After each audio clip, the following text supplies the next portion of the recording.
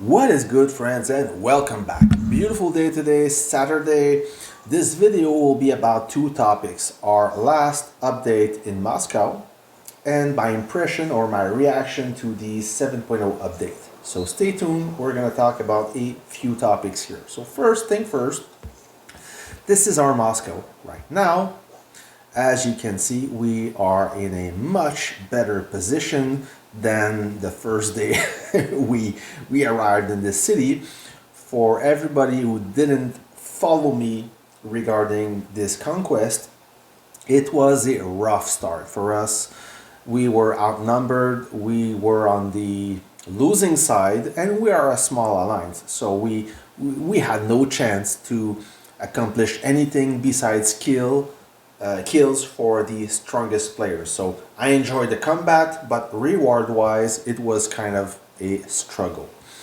And until FWZ decided to rebalance the team, it was a 4 against 4, and then they switched side, made a 3 against 5 in our favor. So now, since this moment, everything went better than expected. I can only thank FWZ for helping us and rebalance the team. Thanks to them, we enjoyed this conquest much more than the first day, or the very first days. So we are in this position right there. We captured the Kremlin this morning to obtain some reputation, to collect some reputation, and now we own it. Not until the end. We will surrender it to FWZ as per the agreement. And in terms of reputation points, where we stand right now, here's the Conquest Ranking. Fighting machine wise, Neo first place. He's a beast, he is a savage, followed by Barcode and a player from FWZ. I'm in 6th place and I cannot complain. 6th place or 5th place, it's exactly the same thing, doesn't matter. I may improve my ranking a bit later today, as we will have a friendly war against Mighty Misfit, our second ally. The rank reward is right there, so Neo will collect 8 refined components for Air Force. He will be quite happy about that. I will collect only 1, better than nothing, and 3 coins. Mission coins, or conquest coin they call. As for repute, well, this is getting interesting. We were in 6th place, but now since TW1 doesn't have any claim land and we are disrupting their farming, their collection, their economy is kind of shit. So we will slowly, we took the 5th place following the Kremlin capture. So this is where we stand, and we should be in good shape to rank in 4th place. We will beat BDC. They are facing the same struggle as TW1. They don't have any claim land, so they don't mine with the bonus. They don't have any asset that give them repute intake, so we will slowly beat them. They're basically not getting any more reputes at this point, okay? And what do I mean by disrupting the farming? Simple, we hunt for trucks and we make sure that there's no base in the area. So we burn empty bases. So if you are upset about what I just said, friends, this is war. Anything goes, okay? Either you kill the enemy or you disrupt their economy. Anything goes to win. That's how I play, okay? It may sound like unfair or unethical, but it is what it is. I mean, it's not against the rules. And speaking of trucks, you know, empty base hitting and truck hunting, it's a delicate topic. So hear me out about that. Me, if my truck gets killed, I'm not unhappy about that. I know it's part of the game, and it's on me to make sure that my truck will arrive safely at destination. Okay? If you don't care about your truck, you will send it maybe into an ambush, but you cannot be upset about that if you don't care. right? Me, I care. I may be unlucky and didn't see maybe the base near me that is awake and will look for me and hunt my truck. Then okay, you can hunt my truck, I will hunt yours. That's how it goes. That's my philosophy, right? So just be careful, just don't send your truck randomly. If you care about your units, then you will keep them. That's as simple as that. All right. So that was my word about trucks. I know that people get upset about trucks, but I mean, just take care of them. That's it. Now, what else I want to say? Oh, I want to have a few words, not have a few words, but I want to talk a little bit about our enemy. Okay, so we were directly server one extreme was our direct neighbor, so we had a lot of combat against them. Of course, at the very beginning, it was extremely difficult. We had no buff, but since we took the fort and blockhouse, things got a little bit easier for us. Still, server one extreme, they had the most they had the they had or they still have much stronger players than everybody else, including their MVP, if I can say, Barcode. But they were the least motivated alliance. What do I mean by that? So when everything went downhill for them since FWZ rebalanced the team, they lost the desire to fight. They lost the motivation to fight. And at one point, where is it? There's a yeah. You see this town right there? So they had claim land touching this town, but this town was owned by KNT for one reason. They had an agreement with them, I guess. And KNT, we burned them, so this town was invalid, and Server 1 Extreme could capture this town at any given moment for multiple days, but they decided not to, and KNT couldn't capture it since they had no claim land anymore. So they didn't care. They had no will to do anything. So they kept fighting, but I mean, when I say fighting, they only fought when Barcode was around. Besides that, they didn't care. They lacked motivation, and that's too bad because I remember Server 1 Extreme being the most dominant alliance in this whole game. A few months ago, they were the first alliance to reach 40 billion power, even stronger than T01, T01, and UN. The last time I played with Server 1 Extreme on the same side as them, I was in Server 8, and power-wise they were on par with UN, but in terms of fighting skill or motivation, there was a clear difference between the two. Okay? So the good news is I heard that Server 1 will merge with Server 2. They are allowed for free, and I will talk about this a bit later in this video, thanks to the free migration between region. So they have a plan to merge with Server 2, which is, like I said, a good news for them. Hopefully they will get motivation to be more active and be more competitive. I know now Server 1, there is a lot of Asians in this alliance, so does Server 2, so I'm sure they will get along. But anyways, it has nothing to do with that, but I mean, they should get along. So hopefully things turns out good for them. They are a great bunch. I had many encounters with Barcode. He is a strong player, but he is also a smart player. What do I mean by that is, not all strong players are good. They look good because they have the tech, they have the great units, and even if they make a mistake or don't care, the technology behind them will cover those mistakes, right? But Barcode, he is a very wise player. He doesn't take any stupid risk. He's very cautious. He understands the game, every aspect of the game, make sure that the conditions is in his favor when he attack. He tried to burn me multiple times. He did on a few occasions, and the other times that he failed is I was awake and he thought I was asleep. So, yes, I had good reports against them when I caught him by surprise. Otherwise, his technology, he has much stronger tech than me. I have no chance against him. I have to either ambush him or catch him by surprise. He got a very strong base anyway. So yeah, server one extreme, great guys all around. They were very chill, but they didn't talk much in chat. So it looks like they were non-existent. Okay, so nothing wrong about that. It's just my impression.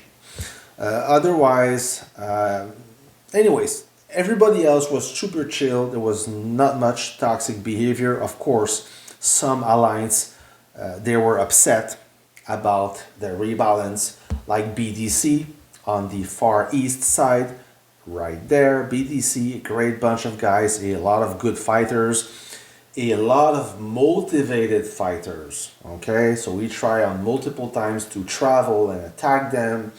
They saw us, they tried to ambush us. They did ambush me, and they had a lot of rallies going on. They were organized and they were hungry until FWZ came and burned them all down.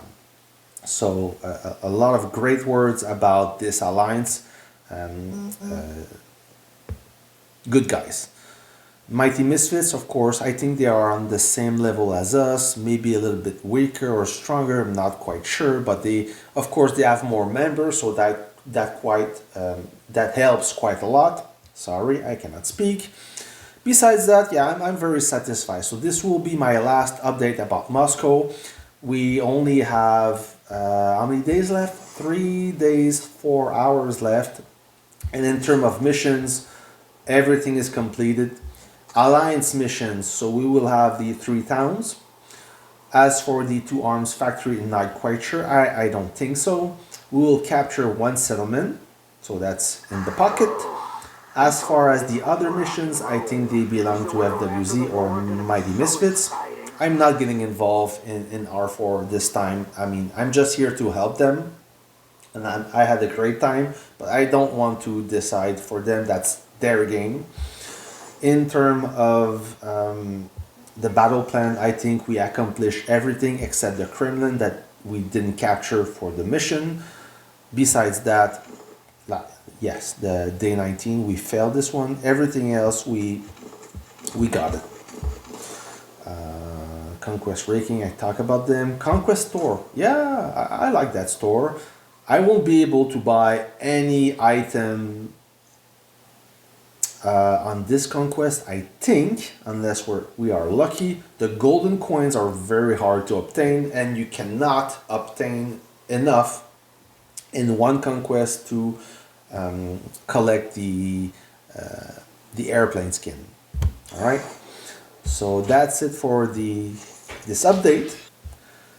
Okay, now about the update, my reaction to this update. Well, it went better than expected. As you know, it's a running joke. Every time there's an update, we brace ourselves the first time we log in afterward, because most of the time it's a bumpy road. The game is still broken, or there's a lot of smaller update to fix bugs that were introduced.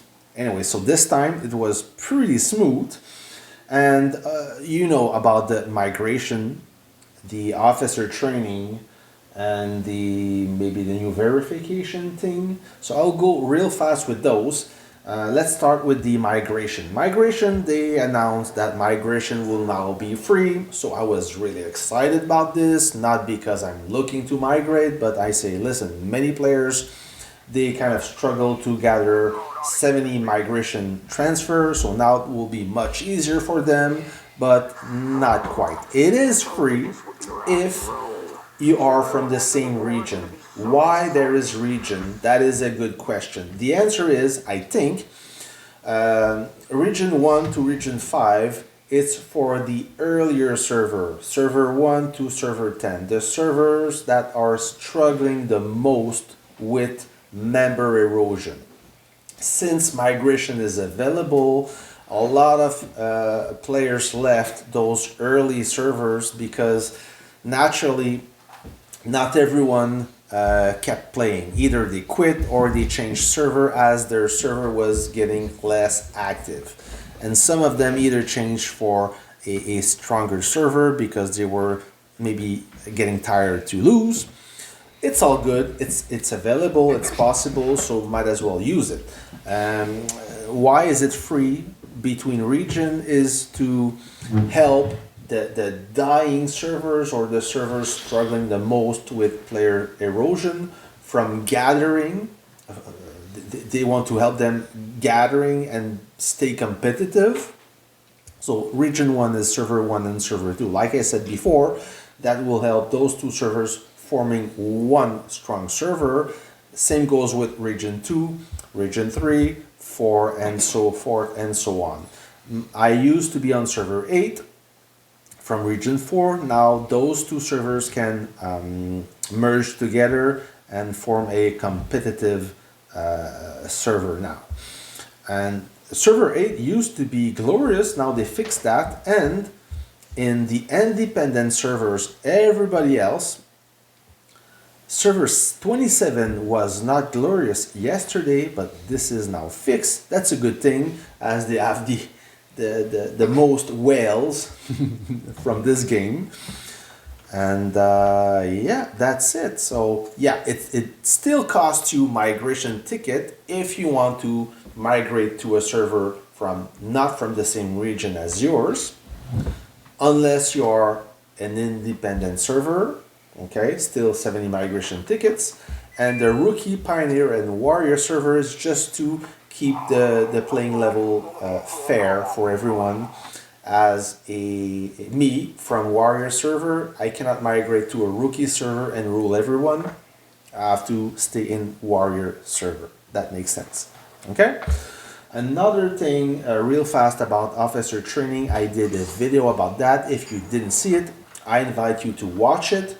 How it works, it's very easy to understand. And if you didn't yet train your officers, what are you waiting for? There's a lot of power to gain with training. The good thing about the training is you may be looking for a specific skill and you don't have enough statues to awaken an officer. So that's awesome. You don't have to spend those statues. You only have to spend the statues for this specific skill, and then you can learn that skill and apply it to your preferred officer for your strongest troop. That is awesome. I will make another video about officer training, how I do it, my training pick. So if this can inspire you, good for you. Stay tuned. This content will be available this weekend. What else they add? Of course, there will be a special event and more ways to spend your hard-earned money. They add a new feature, a new thing to keep a fair playing field for everyone.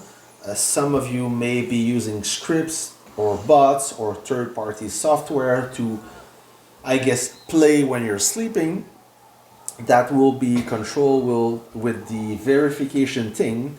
You may have seen the little logo on the upper right portion of the screen. You click on it and then a puzzle piece appears. You have to place the single piece into the puzzle. You get a reward. I'm not against that. It's not too invasive or intrusive. It's quite fast. You can do this in less than 5 seconds. And if this can prevent bots from playing, that's a good thing. Because very soon, this version will be available for PC. And I'm not a gamer, a big gamer guy, but I guess that with PC, you have more, with imagination, you can, it's maybe easier not to cheat, but to add those softwares, I think. Anyways, I may be wrong. Like I said, I have not much experience in this gaming world. I know Warpath, but that's pretty much it. Now, there is some stuff that wasn't advertised, and you may or may not find out. And I'm going to talk real quick about that. First of all, some visual things or bugs, or I don't know, I'm not sure. the snow effect on your base. Not all the base has have the snow effect. This skin does have the snow effect.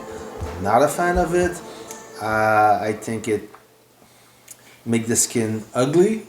I understand that it's snowing in Moscow, so they want to add the snow effect on your base skin. I don't care for it personally. It doesn't matter. So let me find another skin like the Cage Tree. Ah, there's the snow effect on this one as well. Maybe this one, yeah. So you see, this one doesn't have any snow effect. It's yellow. Okay. So why did they change that? I don't know. Another thing they changed, the voice of Professor Payne. It sounds broken. What do you think? I prefer the old voice. This one, it sounds broken. I'm not a fan of it, but that's only a small detail. What else changed? Another visual thing, the 9.1 stars unit skin. Yes, so maybe you found out some units look different. That's a good thing. Now all the stars level are correct. If you click on manual, a good example is the Vanguard Super Heavy. So this one now, this is different. You see on the left, now the preview is different. It used to be the same as the 9.2. Now every 9.1 unit looks different than the 9.2. A good add-on, I would say. Now one thing that should be fixed, I hope they do, is when you want to draw a 5 stars unit, can you see the number in the yellow background? Of course you can, because it's a white font on a yellow background. Pretty much the worst contrast ever. Guys, fix this please. This doesn't make any sense. Maybe it's a conspiracy to prevent us from using those. I don't know. What else looks weird? Oh, when you click on the chat box, what do you think if they make the OK at the bottom right corner a little bit bigger? It's way too small. Make it bigger, it will be much easier.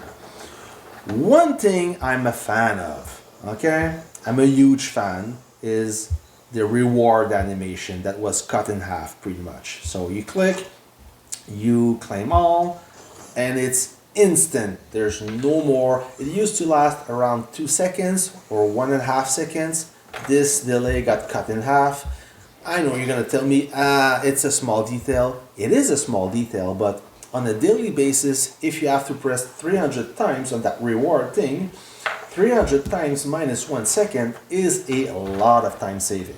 Okay, so I understand that the animation must look pretty, must look appealing, but it doesn't have to last as long. So this was perfect. Thank you, Lilith. Much appreciated. Also, one last thing, you saw that, the splash screen. I'm gonna quit the game and relog to the game. Boom, like this. It was about time that this Christmas theme was over. They changed it. It's a nice looking splash screen or introduction screen. You see Torn Countess with the Golden Eagle guy and Valkyrie. It's beautiful. I'm glad they changed that. So that's it, guys. That's it for the video. Stay tuned. I have 2 more videos to pump out this weekend. The first one being how I train my officers, my training pick, my trainer's pick. Why do I pick those skills? And lastly, hopefully I can capture some action in our friendly combat. That should happen soon. So until then, guys, thanks for watching, and I'll catch you on the next video. See ya!